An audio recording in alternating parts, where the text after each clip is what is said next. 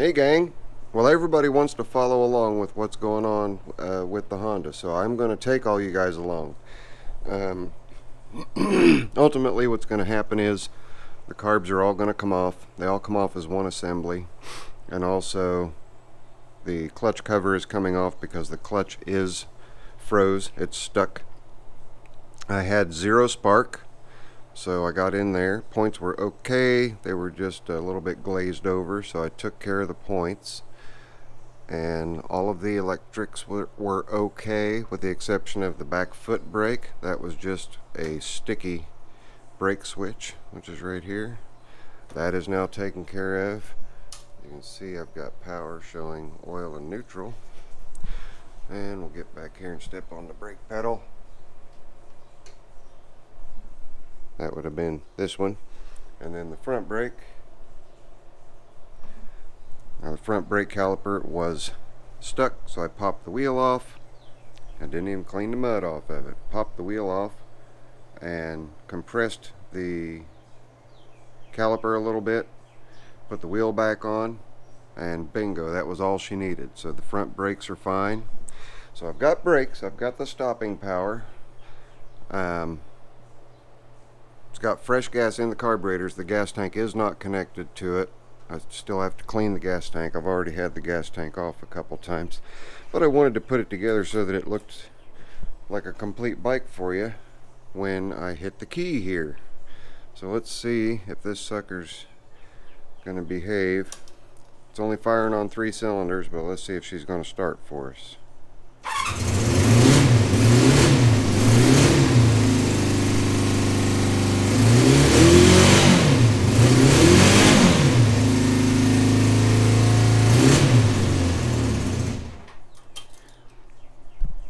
Yeehaw! So as you guys can see, it is a running motorcycle. I have to still do a lot of work to it, so don't think that it's over just because it's running, because it's absolutely not drivable right now. I cannot hop on it and go anywhere. Like I said, the clutch is stuck, so I've got to pull the clutch pack off, inspect it, possibly order a new clutch pack. There's seven clutch bands there. What else is going on with it? Well, we know about the carburetors. All 4 of them have to come off. Like I said, I'm firing on 3 cylinders. Number 3, I'm firing on 1, 2, and 4. Number 3 is just not getting gas. So it's just clogged up carburetor. I did run a bunch of stuff through them to clean them out prior to attempting to start, to make sure I wasn't going to throw any junk. So I got the fuel bowls all cleaned out as far as any loose particles go, without actually physically taking the carburetors off. Overall, I know it's going to end up being an awesome bike, and I am so tempted to do with this bike what many people have done, and that is to make a cafe racer out of it. But don't freak. I want to do it in a way that it is 100% reversible, that I can go right back to this form. But certainly for the first couple of years, it is going to stay in this form right here, and I'm just going to enjoy it. I think I showed you guys the mileage before, but it is at 9461. Reason it has 8/10 on it instead of 6/10 is I wanted to be sure that the speedometer cable was free and loose and that the speedometer was working okay, so I stuck a drill to it just to make sure that it was running all right, and it is. We can go ahead and get my screen back on. We can go ahead and do the lights.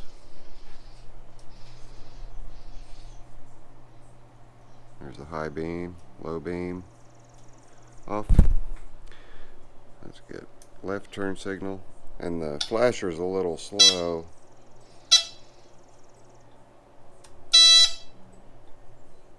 I have no idea what that beeping's about. And then horn. Of course, you guys already saw the brake lights. Now the key switch was originally located over here on the side of the gas tank. Bill relocated it to here, which I thought was pretty neat. It does have a parking feature where you can remove the key if you're stuck alongside of the road. That will keep the tail light on, just to make people aware that you are there, like at night or something like that. There are no hazards on it, but I put a little bit of wax on the tank, see how it was going to come up. I'm going to have to do some more work on the clear coat. Put a little bit of wax on the front fairing, and I'm kind of digging the front fairing.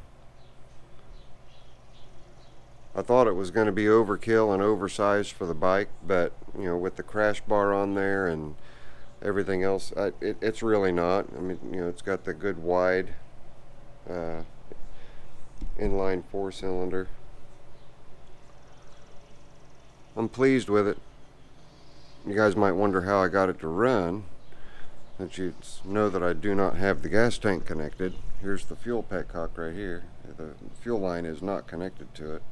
You can see right here is the original fuel line, and my fuel line going down to my tank. All I did was held the tank up here, let some gas go down in it, and then shut it off and was able to run just off what was in the fuel bowls. So like I said, when I started out, it started on 1 cylinder. I worked on the carbs. Then it started on 2 cylinders, worked on the carbs, started on 3 cylinders, and I figured, well, that's good enough to go ahead and start it for you guys on 3 cylinders and let you hear it. But I think it's going to be a wonderful, wonderful project.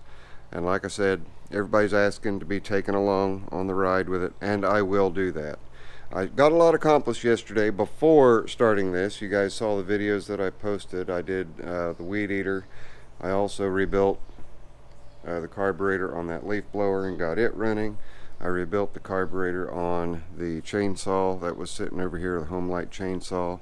I do not have it running yet though. I think there's something else going on with it that's keeping it from wanting to come back to life. So I'm going to delve a little deeper into it.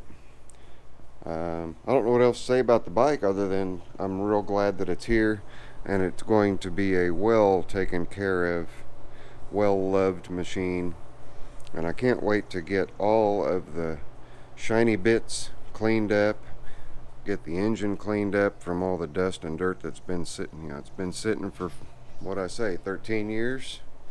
But my neighbor Dale just popped in, so I'm gonna catch you guys in a little while. If you would, please smash that like button. I'll let you later. Bye.